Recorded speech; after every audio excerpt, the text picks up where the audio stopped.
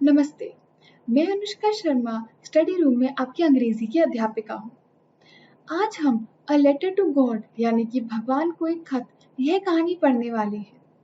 अब हम सभी का भगवान पे भरोसा तो होता ही है, लेकिन इस कहानी में हम एक ऐसे इंसान के बारे में पढ़ेंगे जिसका भगवान पर अंधा विश्वास था और हम देखेंगे कि उसकी वजह से होता क्या है कहानी में आगे। अब कहानी के बारे में जानने से पहले हमें उसके लेखक के बारे में भी पता होना चाहिए। तो इस कहानी के जो लेखक हैं ग्रेगोरियो लोपेज y फुएंतेस या फिर जीएल फुएंतेस, वह एक मेक्सिकन उपन्यासकार, एक कवि और एक पत्रकार थे। वह मेक्सिकन क्रांति के बारे में भी लिख चुके थे और इसीलिए वह उस वक्त के काफी मशहूर व्यक्ति थे।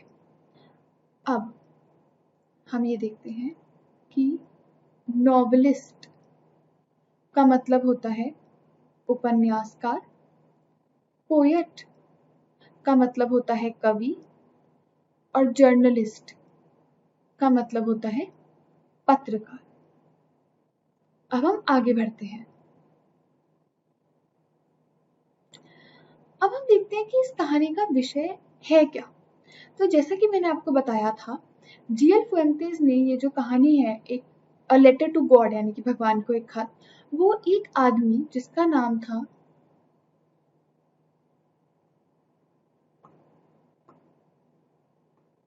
लेंचो। इंग्लिश में यह कहानी एक ऐसे इंसान की है जिसका नाम लेंचो था, एक किसान जिसका भगवान पर बहुत ही अटूट विश्वास था। और जो लेखक है उसने यही दर्शाने की कोशिश करी है कि कैसे एक गरीब किसान का भगवान पे इतना ज्यादा भरोसा था। लेकिन इस कहानी का मुख्य विषय आखिरकार है क्या?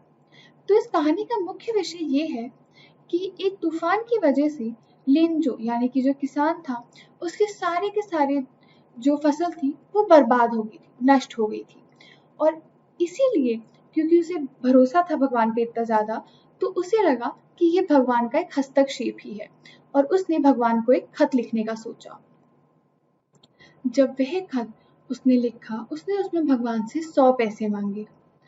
अब कुछ समय बाद ये खत लिखने के उसे कुछ पैसे मिल गए और उसको ये लगा कि भगवान ने ही ये पैसे उसे भेजे हैं। जैसा कि आप यहाँ देख सकते हैं कि तूफान की वजह से उसके सारे फसल नष्ट हो चुकी थी। तो अब भगवान से जब उसने पैसे मांगे, तो उसे जब वो पैसे मिले, तो आपको भी लग रहा होगा कि भगवान ने पैसे कैसे भेज दिए। वही हम आगे जाके देखेंगे। अब उसने भगवान से मांगे तो 100 पैसे थे, मिले उसे लेकिन सिर्फ 70 पैसे। तो यानी कि 30 पैसे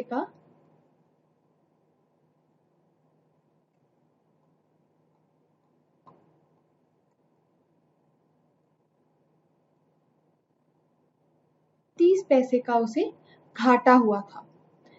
अब उसे यह लगा कि भगवान ने तो जरूर उसे 100 पैसे ही भेजे होंगे क्योंकि उसका इतना अटूट विश्वास था भगवान पे। तो उसे लगा कि डाकघर के जो लोग हैं उन्होंने उसके 30 पैसे चुरा लिए हैं।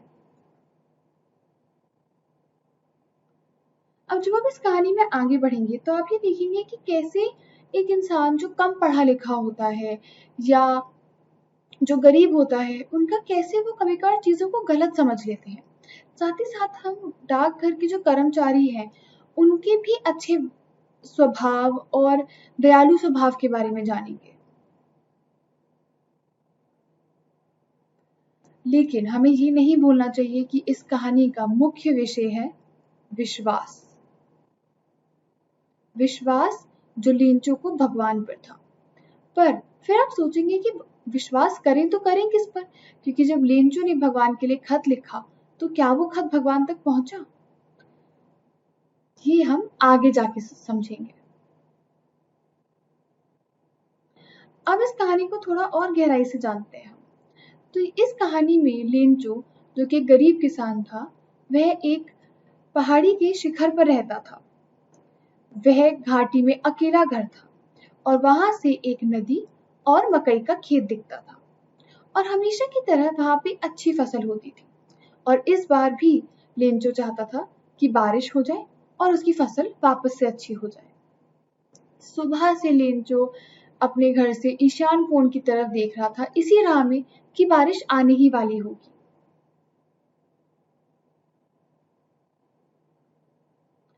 और वह अपनी पत्नी से कहता कि बस कुछ ही वक्त और बरसात जरूर हो जाएगी। अब जो उसकी पत्नी थी उन्होंने भी कहा कि हाँ जरूर, भगवान ने चाहा तो क्यों नहीं होगी बारिश। आप देख सकते हैं यहाँ पे कि कैसे उसकी पत्नी का भी भगवान पर विश्वास था। अब उसके जो बड़े बच्चे थे लेंचो के, वह खेत में काम कर रहे थे और जो छोटे बच्चे थे वह घर के पास ही खेल रहे थे, जब उनकी माँ ने उन्हें घर पे रात के भोजन के लिए बुला लिया। रात का भोजन हो ही रहा था कि तभी बरसात की बूंदें गिरने लगी।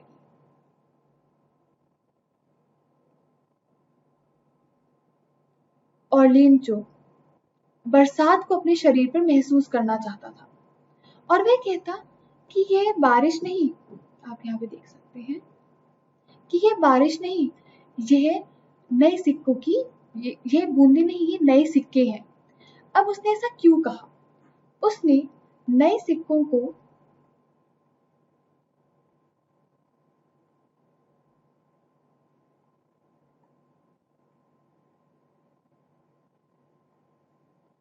बारिश की बूंदों से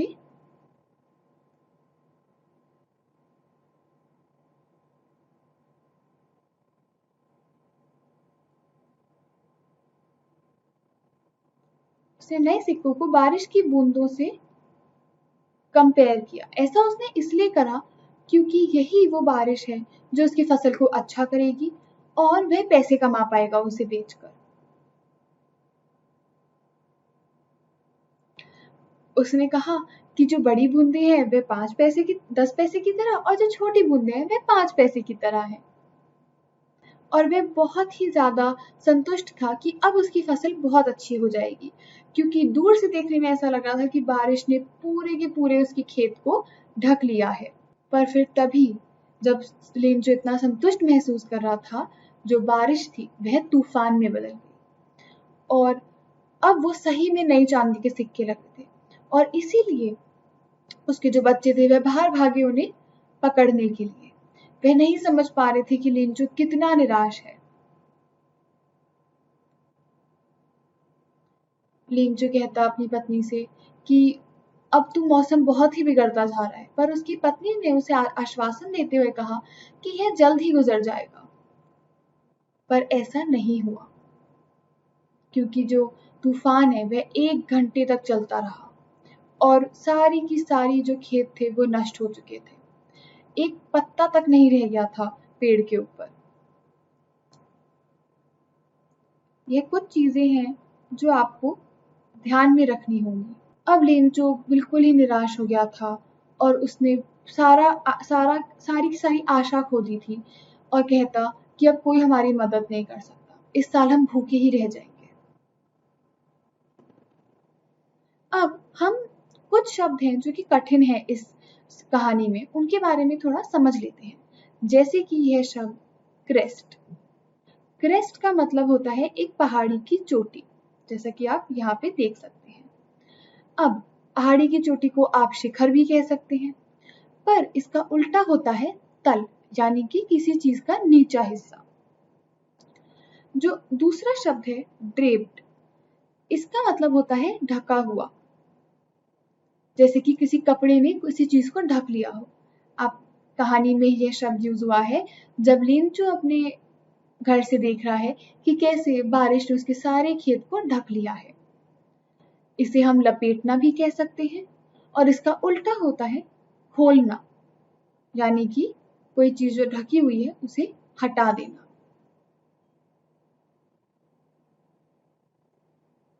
लिंचो अपनी कहानी में ये कहता है कि अगर टिड्डियों का प्रकोप आ जाता, अगर टिड्डियों की सेना आ जाती, तो शायद इससे कम नष्ट कर अपने जो खेत है उनको कम नष्ट कर देती। तो जो ये टिड्डियां हैं वो ऐसी दिखती हैं। इन्हें इंग्लिश में लोकस्ट्स कहा जाता है। यह बहुत ही ज़्यादा झुंड में उड़ती हैं और फसलों को नष्ट कर देती हैं। तो लेंचू का यहाँ पे ये कहना कि टिड्डियों का प्रकोप बेहतर होता इस तूफान से, यह दर्शाता है कि कैसे उस तूफान ने इतना ज़्यादा चीज़ों को नष्ट कर दिया था और इतना ज़्यादा लेंचों को निराश कर दिया था, उदास कर दिया था। क्या आप जानते हैं कि हिब्रू बाइबल में 9 अलग-अलग नाम हैं टिड्डियों के, और जैसे इंग्लिश बाइबल में टिड्डियों को लोकस्ट कहा जाता है, यानी कि टिड्डे कहा जाते हैं। कभी-कभी उन्हें बीटल कहा जाता है, कभी टिड्डा, कभी कैटरपिलर, कभी पामर वर्म या और अलग-अलग नामों से जाना जाता है। अब कुछ ऐसे प्रश्न जो आपको जिनका उत्तर पता होना चाहिए वह है, लेंचू ने किस चीज के बारे में आशा की थी? अब इसका उत्तर ये है कि लेंचू ने बारिश के लिए आशा की थी। वह चाहता था कि बारिश हो और उसकी फसल अच्छी हो जाए ताकि वह कटाई के लिए तैयार हो जाए और वह उसे बेचकर पैसे कमा ले। दूसरा प्रश्न है कि लेंचू ने बारिश की बूंदों को नए सिक्कों से क्यों कंपेयर किया? तो ऐसा उसने इसलिए करा क्योंकि जो नए सिक्के थे, जो बारिश थी वह उसकी फसल को अच्छा करती जिससे वो बेच के पैसे कमाता। तो एक तरीके से वह नए सिक्कों की तरह ही काम कर रही थी। अब तीसरा प्रश्न है कि बारिश कैसे बदल गई और लेंचू की जो खेत थे उन पर क्या असर पड़ा उस चीज का? तो जैसा कि मैंने आपको बताया, जो बारिश थी वह तूफान में बदल गई।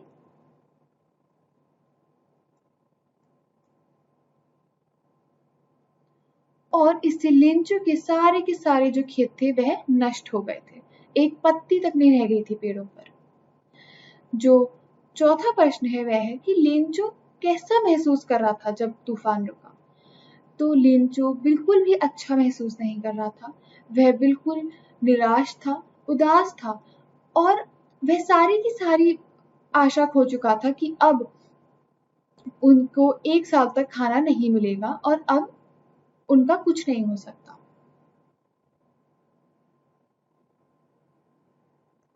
अब कुछ चीजें जो हमें और अच्छे से समझ लेनी चाहिए वह है कि लेंचो जिस घाटी में रहता था वहां पे उसका था तो घर अकेला, लेकिन वहां पे जितने भी लोग थे वह यही आशा करते थे कि भगवान ही अब उनकी मदद कर सकता है। तो आप देख सकते हैं कैसे सिर्फ लेंचो नहीं बाकी सबका भी भगवान पर कितना भरोसा था जो कि उस घाटी में रहते थे। वह उसको आश्वासन देते रहे कि तुम निराश मत हो, यह बहुत ही बड़ा नुकसान है लेकिन कभी भी कोई भूख से नहीं मरता है।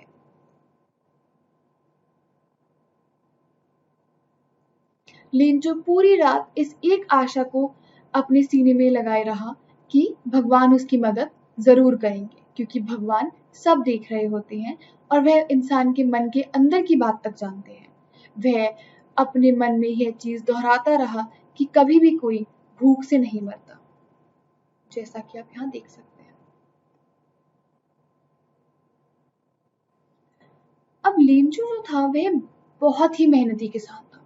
वह एक बैल की तरह दिन रात काम करता रहता था, पर इसका मतलब ये नहीं था कि वह अनपढ़ था।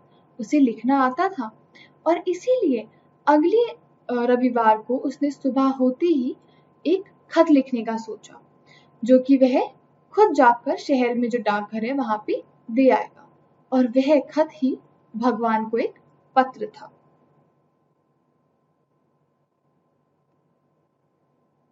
उसने भगवान को यह लिखा कि भगवान, जैसे कि आप यहाँ पे देख सकते हैं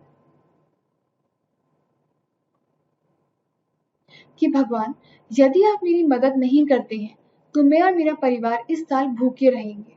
मुझे अपना खेत फिर से बोने और फसल आने तक जीने के लिए 100 पैसे चाहिए। अब आप देख सकते हैं कैसे यहाँ पे लेंचो ने स्पष्ट किया है कि उसे 100 पैसे चाहिए हैं ताकि वह अपनी फसल को फिर से बो सके और उसे उसकी कटाई के लिए भी तैयार कर सके। उसने यह खत एक लिफाफे में डाला और शहर जाके इसको डाकघर में जाके दे दिया। अब डाकघर में जो एक डाकिया था उसने यह खत देखा और हंसते हुए अपने मालिक के पास गया, क्योंकि उस खत पे लेंचो ने साफ साफ लिखा था कि यह खत भगवान के लिए है।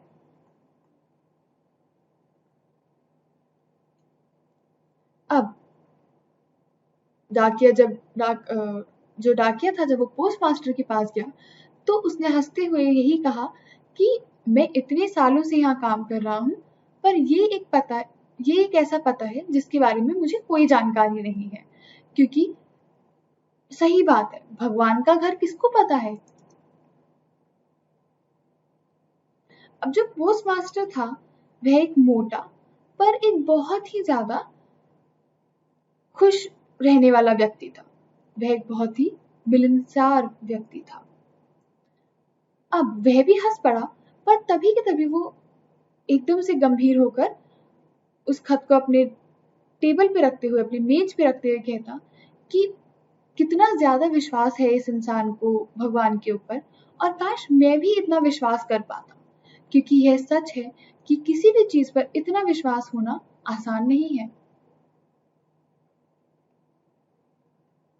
तब क्योंकि वह पोस्टमास्टर चाहता था कि लेंचो का भगवान से भरोसा ना उठे, तो उसको एक विचार आया और उसने सोचा कि वह इस खत का जवाब देगा, इस खत का उत्तर देगा। पर जब उसने खत खोला और उसे पढ़ा तो उसे पता था कि वो लेंचो सिर्फ खत के उत्तर का नहीं इंतजार कर रहा है, वह किस चीज का इंतजार कर रहा है? 100 पैसे का।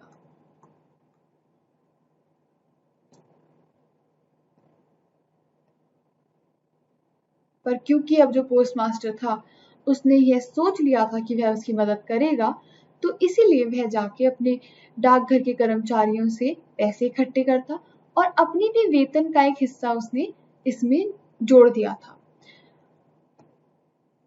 अब यहाँ पे हम देख सकते हैं कैसे एक पोस्ट मास्टर जो लेंचो को जानता तक नहीं है, उसने तब भी लेंचो की मदद करने का सोचा। हम यहीं पे देख सकते हैं कितना दयालु स्वभाव था उस पोस्ट मास्टर का। अब उस पोस्ट मास्टर के लिए 100 पैसे इकट्ठा करना तब भी मुश्किल था और वह सिर्फ 70 पैसे ही लेंचो को भेज सकता था। तो उसने उसे एक लिफाफे में डाला पैसों को और लेंचो को दे दिया, जिसपे उसने भगवान के रूप में हस्ताक्षर कर दिए, जैसा कि आप यहाँ देख सकते हैं। अब वापस से कुछ, क्योंकि कठिन शब्द है इस कहानी में, तो उनका मतलब हम जान लेते हैं। एमिएबल, इसका मतलब होता है एक व्यक्ति जो मिलनसार है या सुखद है, जो बहुत ही जल्दी लोगों से दोस्ती कर लेता है। इसका मतलब मैत्रीपूर्ण भी हो सकता है। और अगर हम इसका उल्टा जाने तो इसका उल्टा होता है अमित्र, यानी कि कोई इंसान जो लोगों से बहुत जल्दी घुलता मिलता नहीं है। जो दूसरा शब्द है वह है कॉन्शियस। इसका मतलब होता है एक व्यक्ति के अंदर सही गलत का जो एक व्यक्ति जिसे सही गलत का अंतर पता हो, उसे कॉन्शियस कहते हैं। पेसो, इस कहानी में पेसो वर्ड बहुत जगह इस्तेमाल हुआ है जब भी पैसों की बात की गई है। तो जो लैटिन अमेरिका जगह है और जो फिलीपींस है, वहां पे पेसो नाम की जो करेंसी है, यानी कि जो पैसे हमारे देश में कहा जाता है, वहां पे उन्हें पेसो कहा जाता है। 100 पेसो या 70 पेसो। अब जो प्रश्न हमारे सामने आते हैं इस कहानी को पढ़ने के बाद वह है कि लेंचो को किस पर भरोसा था और उसने फिर करा क्या। तो लेंचो को भगवान पर भरोसा था और उसने इसीलिए भगवान को एक खत लिखने का सोचा, जिसमें उसने भगवान से 100 पैसे मांगे।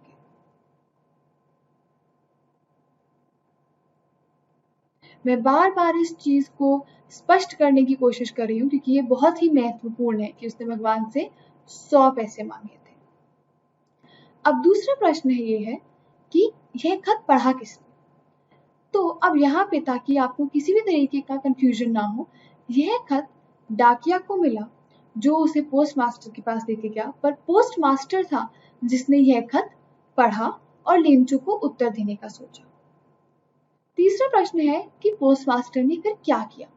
पोस्टमास्टर ने जब यह खत पढ़ लिया तो उन्होंने अपने डाकघर के कर्मचारियों से पैसे इकट्ठा करने का प्रयास किया और खुद के वेतन से भी एक हिस्सा लिंचो को मदद करने में दे दिया।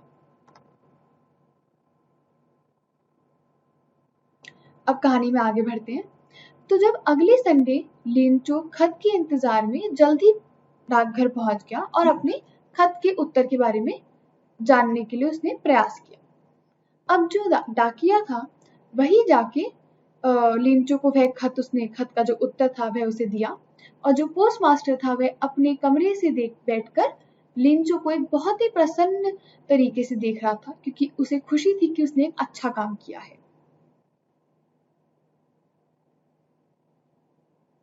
लिंचो बिल्कुल भी आश्चर्य नहीं था जब उसे भगवान से एक उत्तर मिला। अब यहीं पे आप देख सकते हैं कि कितना ज्यादा भरोसा था लिंचो को भगवान के ऊपर, क्योंकि वह आशा कर रहा था और उसे भरोसा था कि भगवान उसे उत्तर जरूर देंगे। पर जैसे ही उसने वह लिफाफा खोला और पैसे गिने तो उसे बहुत ही ज्यादा गुस्सा आया, क्योंकि उसने देखा कि भगवान से गलती तो हो नहीं सकती है। तो वह ये मानने को तैयार ही नहीं था कि भगवान ने 100 की जगह उसे सिर्फ 70 पैसे दिए हैं, और वह ये भी मानने को तैयार नहीं था कि भगवान ने उसकी बात नहीं सुनी। तभी लिंचो जो खिड़की है वहां पे गया और जो सार्वजनिक लेखन टेबल है वहां पे जाके उसने एक और खत लिखने का सोचा। वह इतना ज्यादा परेशान था कि उसकी बाहों में आपको भौं में शिकन दिख सकती थी, और क्योंकि वह प्रयास कर रहा था कि वह भगवान को अपने विचार समझा सके। जब उसने वह खत लिखना खत्म किया तो वह उस पर स्टैंप लगा के और खिड़की के पास वापस गया और उसने वह एक लिफाफे में डालकर वापस से वह डाकघर में दे दिया। जैसे ही वह डाकघर में गया तो डाकिया ने उसे, जो पोस्टमास्टर है, उसने उसे वापस से खोला खत को। तो उस खत में लिंचो ने अपनी निराशा जताते हुए ये कहा कि भगवान, मैंने जो पैसे मांगे थे उसमें से आपने सिर्फ 70 पैसे ही मुझे दिए हैं। अब उसने भगवान से यह निवेदना करने की कोशिश करी कि 100 पैसे की उसे बहुत ज्यादा जरूरत है और 70 पैसे में उसका काम नहीं हो पाएगा। साथ ही साथ उसने ये भी कहा कि अब की बार भगवान डाकघर के रास्ते उसे ना भेजें यह पैसे, क्योंकि उसे डर था कि जो डाकघर के लोग हैं उन्होंने उसके पैसे चुरा लिए हैं और वह बदमाश है।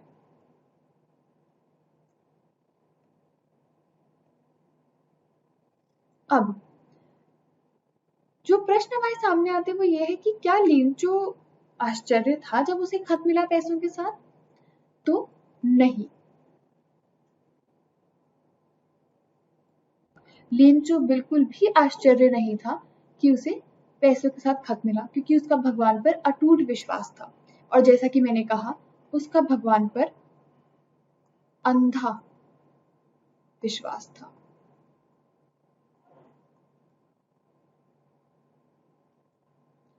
अब दूसरा प्रश्न ये है कि उसे किस बात पर गुस्सा आया। उसे इस बात पर गुस्सा आया कि उसने भगवान से 100 पैसे मांगे थे पर मिले उसे सिर्फ 70 पैसे।